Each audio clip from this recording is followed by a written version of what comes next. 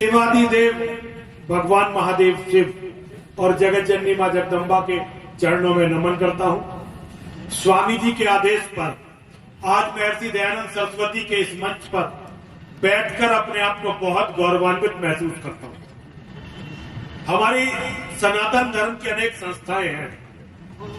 आर्य समाज कोई संस्था नहीं है। आर्य समाज एक सतत आंदोलन है जो महर्षि दयानंद सरस्वती जी ने सनातन वैदिक धर्म और सनातन वैदिक राष्ट्र की रक्षा के लिए आरंभ किया था। मैं इस्लाम का विद्यार्थी हूं। मैं इस्लाम को समझने का प्रयास करता हूं और मुझे बड़ा दुख होता है 1400 साल तक हम लोग इस्लाम के सबसे निरीह शिकार रहे, लेकिन पहला व्यक्ति जिसने इस्लाम के बारे में लिखा वो हमारे महर्षि दयानंद सरस्वती थे। उससे पहले लिखा नहीं गया। स्वामी जी मुझे यहां आने का आदेश देते हैं।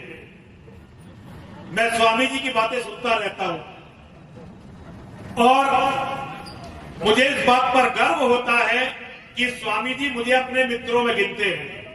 मैं स्वामी जी का बहुत बड़ा प्रशंसक हूं और इनके संघर्ष को नमन करता हूं।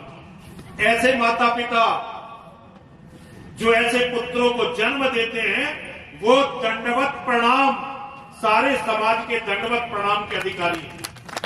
मैं आचार्य जी की बात सुन रहा था, मेरा मन नहीं कर रहा था कि आचार्य जी माइक को छोड़े। ऐसा लग रहा था जैसे ज्ञान की एक गंगा बह रही हो जो हमें हमारा इतिहास, हमारा भूगोल और हमारा वर्तमान बता रही है। लेकिन कार्यक्रमों की ये बात होती है, अगर मैं बिना बोले चला जाता तो स्वामी जी को लगता कि आया और बोल के भी नहीं गया। और आप लोगों के धैर्य की परीक्षा लेना ये भी ठीक नहीं है। तो जो समय आचार्य जी को मिलना चाहिए था, अब उस समय में हम दो वक्ता हो गए, आचार्य जी भी और मैं। इतने समय के आचार्य जी अधिकारी हैं। उनका ज्ञान और उनका साहस, सत्य के प्रति उनकी निष्ठा ये प्रणाम के योग्य है और ये बताने के लिए काफी है कि वो वास्तव में महर्षि दयानंद सरस्वती जी के अनुयायी हैं।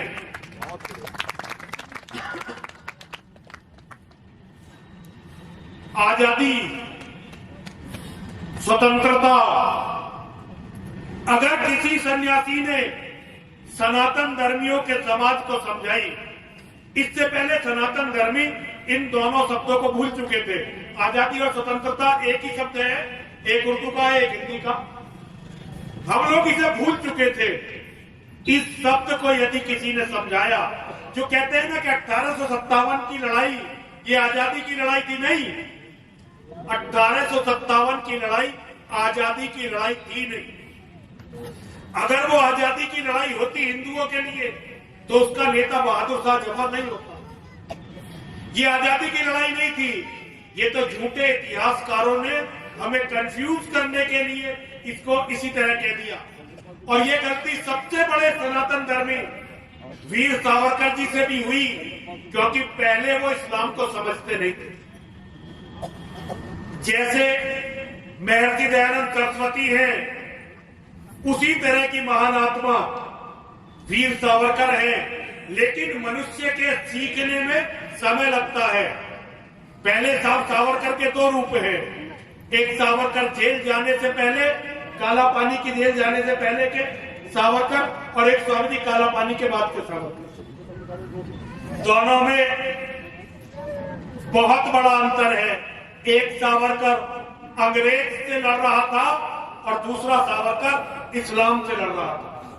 दोनों में बहुत बड़ा अंतर है। मैं स्वामी जी से मेरी चर्चा चल रही थी। स्वामी जी का एक दिन फोन आया।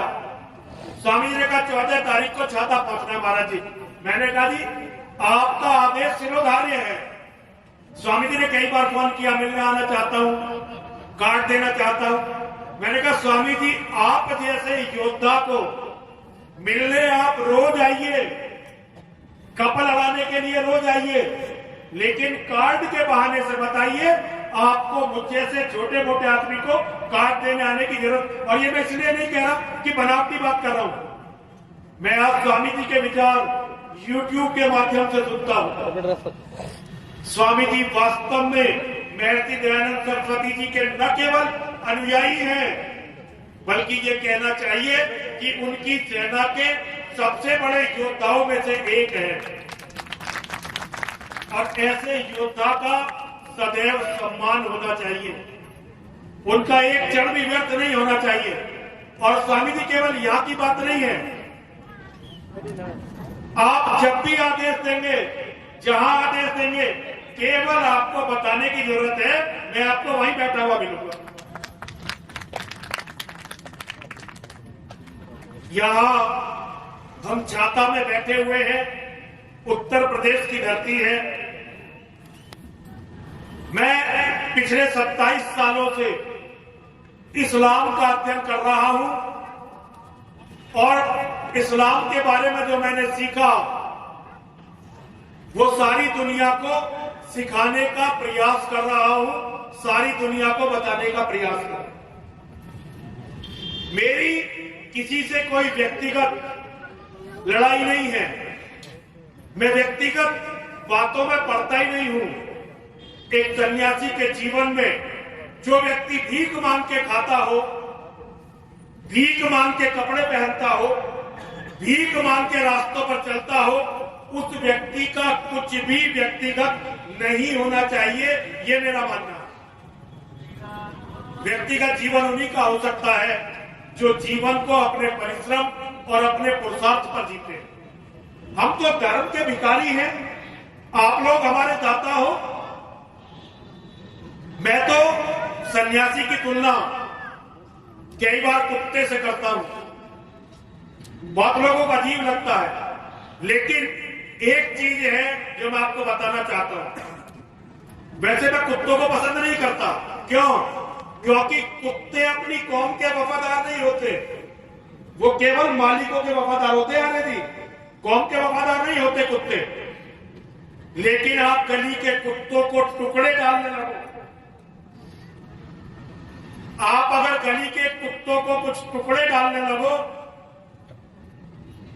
और उस गली में आकर कोई व्यक्ति कुछ दिन इस तरह बीत जाए और उस गली में कोई चोर, कोई डकैत, कोई बदमाश आकर आप पर हमला कर दे, तो वो कुत्ते उस बदमाश चोर को खा जाएंगे। ये तो आवारा कुत्तों का गुण है। और वैसे भी जिस मोहल्ले में आवारा कुत्ते रहते हैं और मोहल्ले वाले उन्हें टुकड़े डालना शुरू कर देते हैं, रोटी देना शुरू कर देते हैं, तो चोर के घुसने पर सबसे पहले शोर मचाना कुत्ते शुरू करते हैं। तो क्या हम कुत्तों से भी बुरे हैं? जो लोग हमें खाने को देते हैं, जो लोग हमें पहनने के लिए देते हैं, जिन लोगों की दी हुई गाड़ियों में हम चलते हैं, क्या यदि उन पर कोई खतरा हमें दिखाई दे रहा है तो क्या हमें चिल्लाना नहीं चाहिए? चिल्लाना चाहिए कि नहीं चिल्लाना चाहिए? तो मेरी हालत उसी कुत्ते की तरह है जो ये देख रहा है कि तेरा पालन पोषण, भरण, तेरा सहयोग करने वाला समाज खतरे में है। और मैं राष्ट्र की बात नहीं करूंगा, मैं देश की भी बात नहीं करूंगा और मैं धर्म की भी बात नहीं करूंगा। आज जो खतरे में है वो हम सबका अस्तित्व खतरे में है। आज हम सबकी बेटियां खतरे में हैं, हमारे बेटे खतरे में हैं, हमारा परिवार खतरे में है, हमारी जमीनें खतरे में है, हमारी जायदाद खतरे में है। और ये खतरा पाकिस्तान और अफगानिस्तान से नहीं है, ये खतरा आपके घरों के बराबर से है। आपके घरों के बराबर में ऐसे लोग हैं जो ये कोशिश कर रहे हैं कि वो सुअरों की तरह अपनी जनसंख्या बढ़ाएं और एक दिन अपनी जनसंख्या के माध्यम से इस देश को कब्जा लें और कब्जा कर आपके घरों पर धावा बोले, आपकी बहनों से, आपकी बेटियों से, आपकी माताओं से, आपकी पत्नियों से बलात्कार करें। बलात्कार करके उन्हें या तो अपनी रखेल बना ले या मंडियों में बेच दें। आपका कत्ल करें, आपके मठ मंदिरों को तोड़कर वहां अपनी इबादत गाह, अपनी मस्जिदें बना लें और आपकी धन संपत्ति पर कब्जा कर लें। ऐसे लोग आपके मोहल्लों में, आपके पड़ोस में रहते हैं। और ये बहुत दूर की बात नहीं है, केवल 2029 में 24 चल रहा है, केवल 5 साल बाद वो अपना प्रधानमंत्री इस देश में बना लेंगे। और कोई बहुत बड़ा ईश्वरीय चमत्कार नहीं हुआ तो 34 में धरती की कोई भी ताकत उन्हें अपना प्रधानमंत्री बनाने से रोक नहीं सकती। हम जिन आंकड़ों के भरोसे बैठे हैं वे आंकड़े झूठे हैं। हमारे घर खाली हो चुके हैं। हमारे यहाँ 500 गज का, 300 गज का, 250 गज का मकान होगा, लेकिन रहने वाले एक बूढ़ा, एक बुढ़िया और उनके बच्चे भी बाहर चले गए। कोठियां खाली पड़ी हुई हैं, गांव वीरान पड़े हुए हैं। हमारी माताएं, बहनें, हमारी बेटियां बच्चे पैदा नहीं कर रही हैं, एक बेटा पैदा करती हैं। और एक बेटा ये किसी काम का नहीं होता भाई। एक बेटा वो तो एक तरह से केचवा होता है। तेज बारिश में निकला बाहर तो टूट जाएगा, तेज गर्मी पड़ी तो पिघल जाएगा, किसी के पैरों के नीचे आ गया तो कुचल जाएगा। एक बेटे की स्थिति ऐसे होगी। और महर्षि दयानंद सरस्वती ने तो ये कहा कि एक बेटा करो, इससे अच्छा तो बेटा पैदा ही मत करो। एक बेटे के होने से तो अच्छा है कि बेटा हो ही ना। लेकिन ये बीमारी हमारे घर घर तक पहुंच चुकी है। 10 साल से छोटे बच्चे, उनमें हमसे कम से कम 2 गुने हो चुके हैं। 10 साल से छोटे बच्चे, उनमें हमसे 2 गुने हो चुके हैं। 10 साल से छोटे बच्चे, उनमें हम हिंदुओं से या आर्य समाजी कुछ भी गिन लो, हमसे कम दुगने हो चुके हैं। अगले 10 साल में वो सारे वोटर होंगे और हम में से बहुत सारे, हम जैसे जो बुजुर्ग लोग हैं, हम मर चुके होंगे। और फिर बचेगा क्या? अगर राज एक बार उनका हुआ तो ये बताओ बचेगा क्या? मैं इस्लाम की बेचैनी को महसूस करता हूं। उनके पास कहने के लिए 57-58 देश है, लेकिन वो सारे 57-58 देश मिलकर पाकिस्तान सहित इतने रिसोर्सफुल नहीं है जितना अकेला हमारा उत्तर प्रदेश है। इसीलिए अब वो भारत पर कब्जा करना चाहते हैं और भारत पर कब्जा कर सारी दुनिया से लड़ना चाहते हैं। ये आप समझ लीजिए, एक बार भारत का प्रधानमंत्री मुसलमान बना तो जो उनकी स्ट्रेटेजी है, जो उनका इतिहास है, अगले केवल 20 सालों में वो 40% हिंदुओं का कत्ल कर देंगे।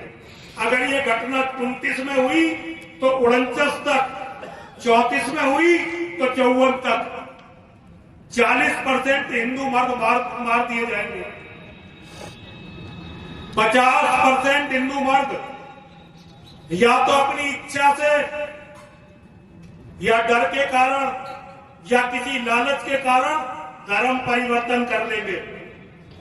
10% हिंदू मर्द जो बचेंगे वो या तो रिफ्यूजी कैंपों में रहेंगे या विदेशों में रहेंगे। और 100% हमारी बहनों के साथ, बेटियों के साथ एक ही काम होगा, उनके साथ सामूहिक बलात्कार करके वे या तो हमारी बहन बेटियों को अपनी रखेल बना लेंगे या मंडियों में बेच देंगे। हमारा धर्म, हमारा राष्ट्र, हमारा अस्तित्व सब कुछ उसी तरह खत्म हो जाएगा जैसे अफगानिस्तान से खत्म हो गया, जैसे पाकिस्तान से लगभग खत्म हो गया, जैसे कश्मीर से खत्म हो गया, जैसे ईरान से खत्म हो गया, जैसे सियाम से खत्म हो गया, जैसे अरब से खत्म हो गया, उसी तरह से भारत में भी हमारा समूल अस्तित्व नष्ट हो जाएगा। और इसकी योजनाएं हैं उनकी, उन्होंने करोड़ों अरबों डॉलर इस काम के लिए डाल रखे हैं, उनकी संस्थाएं हैं। आज कोई मुसलमान यदि किसी भी कारण किसी हिंदू की हत्या करते तो उसका मुकदमा लड़ने के लिए उनके मौलानाएं, उनकी संस्था है। लेकिन कोई हिंदू यदि आपस में आ जाए तो उसके लिए लड़ने वाला कोई नहीं। आज तुम बिल्कुल अकेले हो। एक बात याद रखना, इस्लाम क्या है? Islam is a organized gang of criminals. Islam एक गिरोह है, सुनियोजित गिरोह अपराधियों का। और अब गिरोह से लड़ता कौन है? गिरोह से या तो सरकार लड़ती है या गिरोह से दूसरा गिरोह लड़ता है। सरकारें लड़ेगी नहीं, ना आज लड़ेंगी। योगी से ज्यादा कट्टर हिंदू कभी भी देश या प्रदेश की गद्दी पर नहीं बैठेगा। मैं योगी जी का बहुत सम्मान करता हूं और वो सच्चे व्यक्ति हैं। उनसे ज्यादा कट्टर हिंदू ना तो गद्दी पर कभी बैठ पाएगा ना बैठेगा। लेकिन योगी जी भी इन्हें कुछ दिन के लिए केवल कंट्रोल कर सकते हैं, हमेशा के लिए इनका कोई इलाज कर नहीं सकते, क्योंकि योगी जी एक पार्टी से बंधे हुए हैं और वो पार्टी आप सबकी पार्टी है ज्यादातर की। तो अपनी पार्टी को आपसे अच्छा कौन जान सकता है? तो ये लड़ाई अब आप सबको अपने आप लड़नी है। ये लड़ाई आप सबके अस्तित्व की लड़ाई है। ये लड़ाई हमारी बहनों, हमारी बेटियों के वजूद की लड़ाई। और इसका इलाज क्या है? इसका इलाज है मजबूत परिवार, बड़ा परिवार, मजबूत परिवार। ये जो एक बेटा एक बेटी की परंपरा है ना, इससे निकलकर आपके घरों में 4-5 बेटे हो और वो बेटे इस लायक हो कि कल को जरूरत पड़ सके तो वो अपनी भी रक्षा करें, अपने परिवार की भी रक्षा करें और धर्म और राष्ट्र की भी रक्षा करें। एक बात याद रखिए, एक ना एक दिन हजारों जिहादियों की भीड़ आपके घर में आएगी जरूर। आपके नहीं आएगी तो आपके बेटों के घर में आएगी जरूर। और उस समय कोई सरकार, कोई पुलिस, कोई फौज आपको बचाने के लिए नहीं होगी। उस समय आप अपने घर के अंदर कितने मजबूत हैं, केवल यही काम आने वाला है। अपने घरों को मजबूत करिए, अपने परिवारों को मजबूत करिए और तैयार हो जाइए सर्वस्व बलिदान के लिए। जो सब कुछ देने के लिए तैयार हो जाते हैं उन्हें कोई पराजित नहीं कर सकता, उन्हें कोई पराजित कर ही नहीं पाएगा। इसीलिए मेरा आप सभी से यह अनुरोध, अपने घर और अपने परिवार, हम बातें बड़ी बड़ी करें और हमसे कुछ ना हो, इससे बड़ा पाप कोई नहीं है। हम छोटी बात करें, भाई हमारा परिवार इतना मजबूत होना चाहिए कि हमारी तरफ यदि कोई देखेगा तो हम उसकी आंख निकालकर उसके हाथ में कर देंगे। और हमारे व्यक्ति को यदि कोई मारेगा तो हम उसे जीवित नहीं छोड़ेंगे। जिस दिन इतने ताकतवर हो जाओगे, हर हिंदू अपने परिवार को इतना ताकतवर कर लेगा, फिर न सनातन धर्म पर खतरा होगा, न भारत राष्ट्र पर खतरा होगा। मेरा आप लोगों से केवल इतना अनुरोध है हमारा धर्म कहता है अस्वम नियेव गजम नियेव व्याघ्रम नियेव चे अजापुत्रम बलिम ददियात देवो दुर्बल घातका। अरे घोड़ों की नहीं होती, हाथियों की नहीं होती और शेरों की तो कदापि कदापि नहीं होती। केवल कमजोर बकरों की संतानों की बलि दी जाती है, क्योंकि देव अर्थात भाग्य ये दुर्बल के लिए घातक होता है। अब ये तुम पर है, अब ये तुम पर है कि अपने बेटों को बकरी का बेटा बनाओगे या शेर का बच्चा बनाओगे। यदि अपने बच्चों को शेर का बच्चा बनाओगे तो वो आपकी भी रक्षा करेगा, परिवार की भी रक्षा करेगा और देश धर्म की भी रक्षा करेगा। और यदि अपने बच्चों को बकरे का बच्चा बनाओगे तो वो केवल जिहादियों के खाने के काम आएंगे, इसके अलावा कुछ और नहीं करेंगे। मेरा यही अनुरोध है, स्वामी जी की बात मानते रहिए, इनका साथ देते रहिए। ऐसे लोग ही अंतर डालेंगे, ऐसे लोग ही समाज की रक्षा कर पाएंगे। मैं बोलते बोलते थक चुका हूं, लेकिन यहां केवल इसलिए बोला कि स्वामी जी ये ना समझे कि मैंने स्वामी जी का साथ छोड़ दिया। मैं स्वामी जी के साथ था, मैं स्वामी जी के साथ हूं और स्वामी जी के साथ रहूंगा। और मां महादेव की कृपा रही।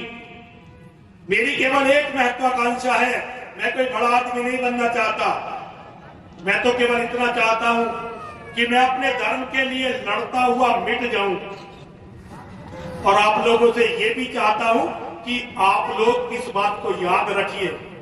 हमारी सबसे बड़ी कमजोरी, हम उन्हें याद नहीं रखते जो हमारे लिए लड़ते हुए मिट जाते हैं।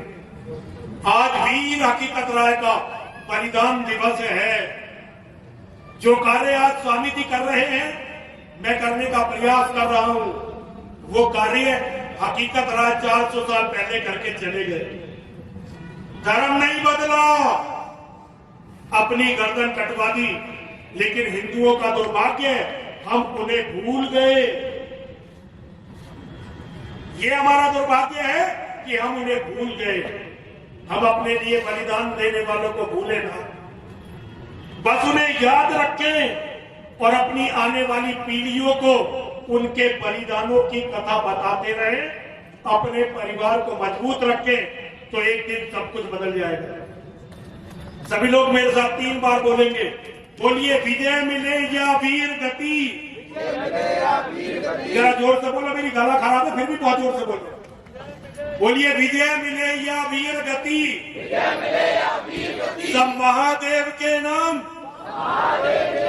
जीते जी रण छोड़ के जाना, जीते जी रण छोड़ के जाना, वीरों का नहीं काम, वीरों का नहीं काम। विजय मिले या वीर गति, विजय मिले या वीर गति, सब महादेव के नाम, सब महादेव के नाम, जीते जी रण छोड़ के जाना, जीते जी रण छोड़ के जाना, वीरों का नहीं काम, वीरों का नहीं काम। विजय मिले या वीर गति, विजय मिले या वीर गति, सब महादेव के नाम, सब महादेव के नाम, जीते जी रण छोड़ के जाना, जीते जी रण छोड़ के जाना, वीरों का नहीं काम, वीरों का नहीं काम। हर हर महादेव।